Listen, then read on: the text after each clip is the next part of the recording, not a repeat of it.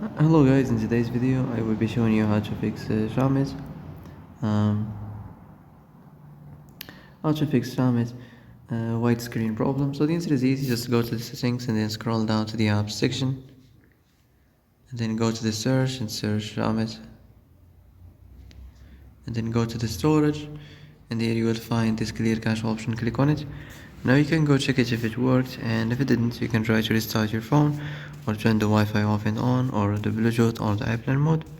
Also you can try to clear data, but be careful, if you clear data all this application's data will be deleted. This includes all files, the settings, the accounts, the databases, etc. So be careful if you want to clear your data. And that's it for today's video. I hope this is the answer you've been looking for.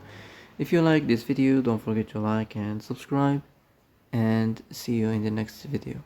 Thanks for watching.